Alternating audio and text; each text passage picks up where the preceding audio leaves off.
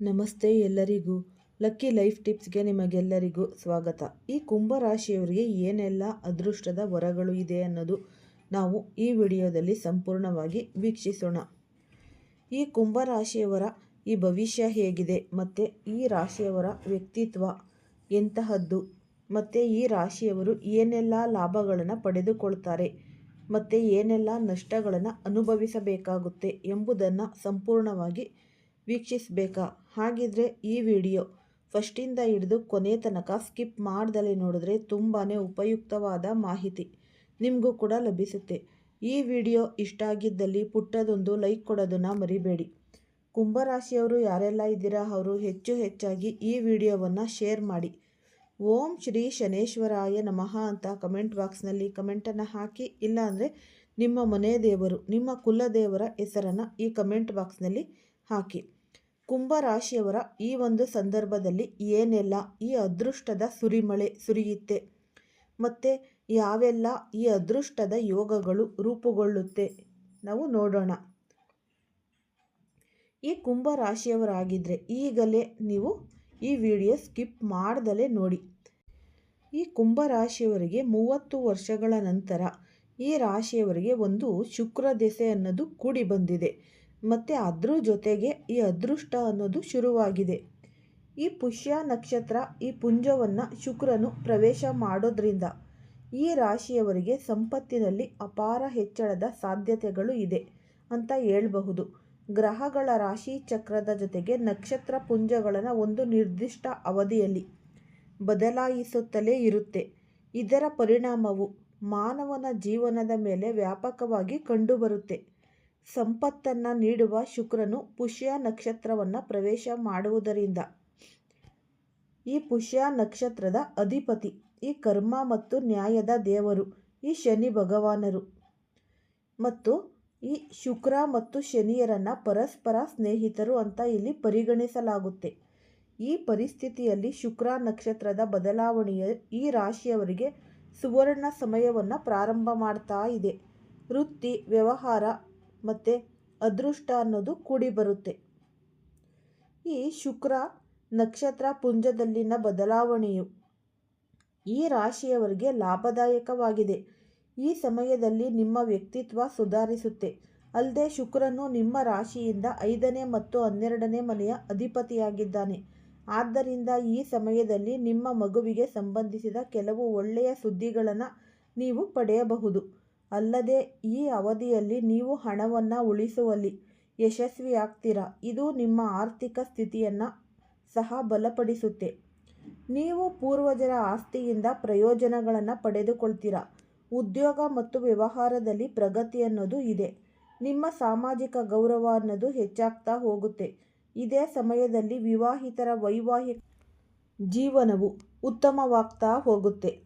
ಅವಿವಾಹಿತರಿಗೆ ಮದುವೆ ಪ್ರಸ್ತಾಪಗಳು ಸಿಗುತ್ತೆ.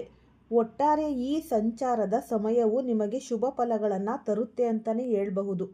ಶುಕ್ರನ ನಕ್ಷತ್ರ ಈ ಬದಲಾವಣೆಯು ಈ ರಾಶಿಯವರಿಗೆ ವೃತ್ತಿ ಮತ್ತು ವ್ಯವಹಾರದ ವಿಷಯದಲ್ಲಿ ಪ್ರಯೋಜನಕಾರಿಯಾಗಬಹುದು.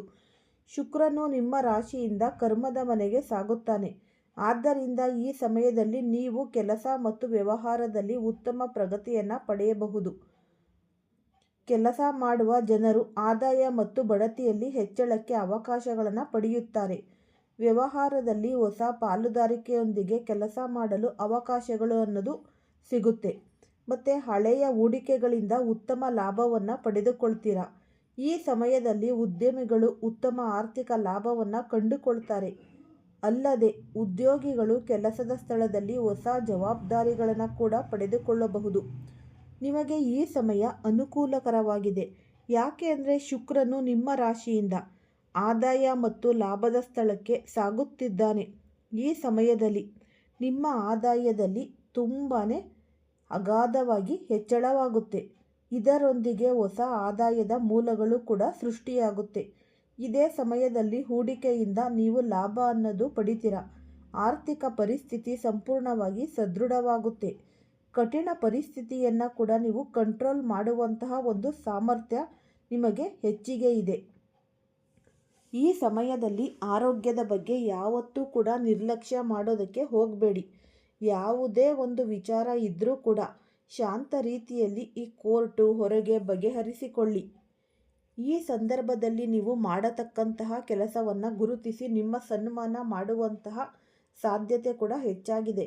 ವಿಶೇಷವಾಗಿ ಸಾಮಾಜಿಕ ಕಾರ್ಯಗಳಲ್ಲಿ ತಮ್ಮನ್ನು ತಾವು ತೊಡಗಿಸಿಕೊಂಡಿರುವವರು ಮತ್ತು ನಿರೀಕ್ಷೆ ಮಾಡಬಹುದು ಅಂತ ಹೇಳಬಹುದು.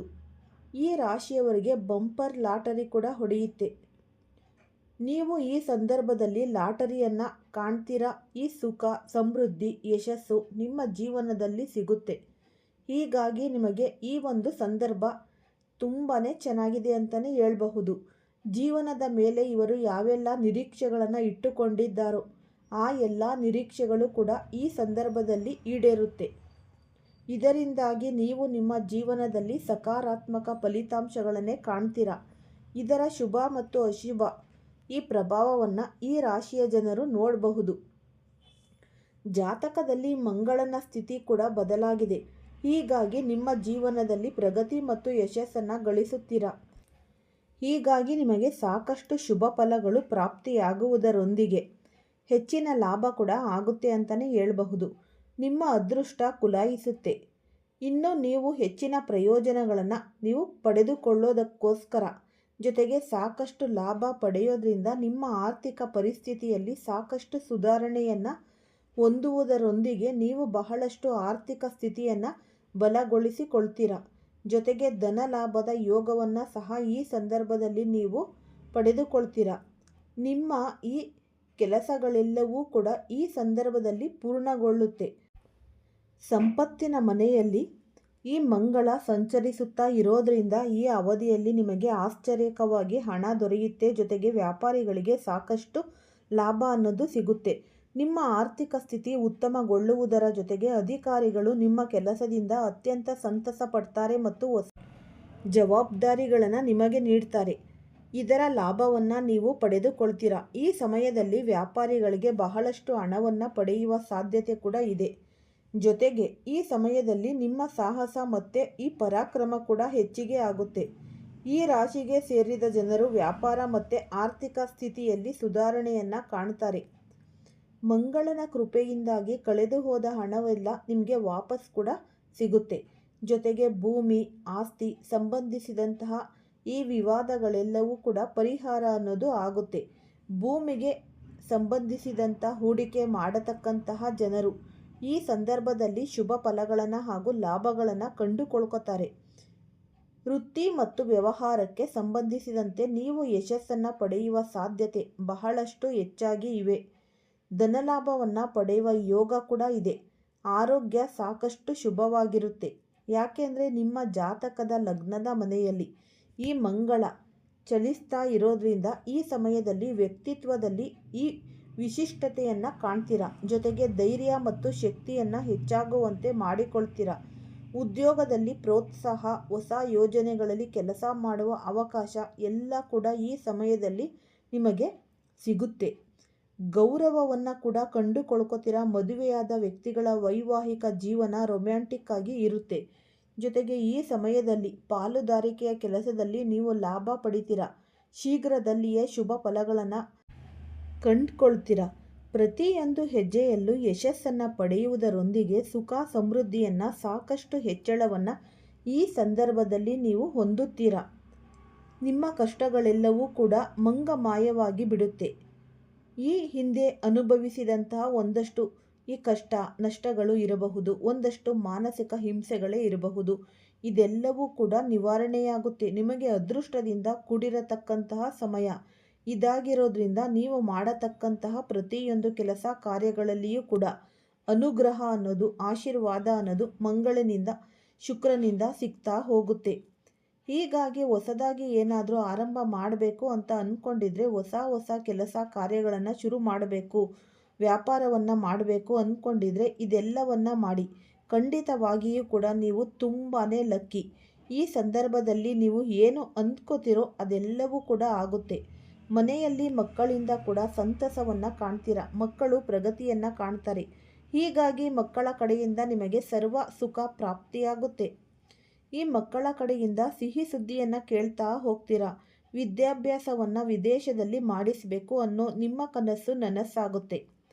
ಹಾಗೆ ವಿದೇಶದಲ್ಲಿ ಓಡಾಡಬೇಕು, ವಿದೇಶದಲ್ಲಿ ಒಂದಷ್ಟು ಸುತ್ತಾಟವನ್ನು ಮಾಡಬೇಕು ಅಂತ ಏನಾದರೂ ನೀವು ಅಂದ್ಕೊಂಡಿದ್ರೆ ಅದು ಕೂಡ ಈಡೇರುತ್ತೆ. ಸಮಯಕ್ಕೆ ಸರಿಯಾಗಿ ನಿಮ್ಮ ಕೆಲಸ ಮುಗಿಯುತ್ತೆ. ಹಣಕಾಸು ವಿಚಾರವಾಗಿ ಬಹಳನೇ ಎಚ್ಚರಿಕೆಯನ್ನು ವಹಿಸಬೇಕು. ಈ ಖರ್ಚು ಮಾಡುವ ಮುನ್ನ ಮತ್ತೊಮ್ಮೆ ಆಲೋಚಿಸಬೇಕಾಗುತ್ತೆ. ವ್ಯಾಪಾರಿಗಳಿಗೆ ಈ ಸಂದರ್ಭ ತುಂಬ ಲಾಭ ತರತಕ್ಕಂತಹ ಒಂದು ಸಂದರ್ಭ ಆಗಿದೆ. ನೀವು ದೇವಾಲಯಕ್ಕೆ ಭೇಟಿ ಕೊಡಿ. ಈ ಮಕ್ಕಳ ವಿಚಾರವಾಗಿ ಪ್ರಯಾಣವನ್ನು ಬೆಳೆಸ್ತಿದ್ದೀರಾ. ನಿಮ್ಮ ದಾಂಪತ್ಯ ವಿಚಾರವಾಗಿ ಮೂರನೇ ವ್ಯಕ್ತಿಯಿಂದ ಸಮಸ್ಯೆ ಬರಬಹುದು, ಹುಷಾರಾಗಿರಿ. ನೀವು ಈ ಒಂದು ಸಂದರ್ಭದಲ್ಲಿ ಹಣಕಾಸು ಪರಿಸ್ಥಿತಿಯಲ್ಲಿ ಧನಾತ್ಮಕ ಬದಲಾವಣೆಯನ್ನು ಕಾಣ್ತೀರಾ. ನಿಮ್ಮ ವ್ಯಾಪಾರದಲ್ಲಿ ಲಾಭ ಇರೋದರ ಜೊತೆಗೆ ಈ ಸಂದರ್ಭದಲ್ಲಿ ನೀವು ನಿಮ್ಮ ಆಪ್ತರೊಬ್ಬರನ್ನು ಭೇಟಿಯಾಗ್ತೀರಾ. ಈ ದಿನ ಸಂತಸದಲ್ಲಿ ಕಳೆಯುತ್ತೆ. ಬಹು ದೊಡ್ಡ ಗೊಂದಲವೊಂದು ನಿವಾರಣೆ ಆಗುತ್ತೆ. ಮತ್ತು ಈ ವಿಚಾರವಾಗಿ ಲಾಭದಾಯಕ ಸಮಯ ಇದಾಗಿದ್ದು ಶ್ರಮಕ್ಕೆ ತಕ್ಕ ಪ್ರತಿಫಲ ಅನ್ನೋದು ಸಿಗುತ್ತೆ. ಸ್ನೇಹಿತರ ಜೊತೆ ಪ್ರಯಾಣವನ್ನು ಮಾಡ್ತೀರಾ. ಗೃಹಿಣಿಯರಲ್ಲಿ ಆರೋಗ್ಯ ವೃದ್ಧಿಯಾಗುತ್ತೆ. ಖರ್ಚುಗಳ ಕಾರಣದಿಂದ ಒತ್ತಡ ಹೆಚ್ಚಾಗುತ್ತೆ, ಹುಷಾರಾಗಿರಿ. ಇದೆಲ್ಲವೂ ಕೂಡ ಈ ರಾಶಿಯವರಿಗೆ ಭಗವಂತ ಕರುಣಿಸಿರ್ತಕ್ಕಂತಹ ಒಂದು ಅದ್ಭುತವಾದಂತಹ ವರಗಳೇ ಆಗಿವೆ. ಈ ಕುಂಭ ರಾಶಿಯವರ ಜೀವನದಲ್ಲಿ ಏನೆಲ್ಲ ವರಗಳು ನೋಡಿದ್ದೀರಾ ಅಲ್ವಾ? ಈ ವಿಡಿಯೋ ಫಸ್ಟಿಂದ ಹಿಡಿದು ಕೊನೆ ತನಕ ಸ್ಕಿಪ್ ಮಾಡ್ದಲೇ ನೋಡಿದ್ರೆ ಮಾತ್ರ ನಿಮಗೆ ಇವೆಲ್ಲ ಸಿಗುತ್ತವೆ. ಆದಷ್ಟು ದೇವಾಲಯಗಳಿಗೆ ನೀವು ಭೇಟಿ ಕೊಡಿ ಮತ್ತು ದೇವರ ದರ್ಶನವನ್ನು ಮಾಡಿ ಬನ್ನಿ. ಮತ್ತು ಶನಿವಾರದಂದು ಈ ಶನಿ ಭಗವಾನರ ದೇವಾಲಯಕ್ಕೆ ಹೋಗಿ ಈ ತೈಲಾಭಿಷೇಕವ ಮಾಡಿಸಿ, ಇಲ್ಲಾಂದರೆ ಎಳ್ಳೆಣ್ಣೆಯ ದೀಪವನ್ನು ಹಚ್ಚಿ. ಈ ವಿಡಿಯೋ ಇಷ್ಟ ಆಗಿದ್ದಲ್ಲಿ ಲೈಕ್ ಮಾಡಿ, ಶೇರ್ ಮಾಡಿ, ಸಬ್ಸ್ಕ್ರೈಬ್ ಮಾಡಿ. ಧನ್ಯವಾದಗಳು.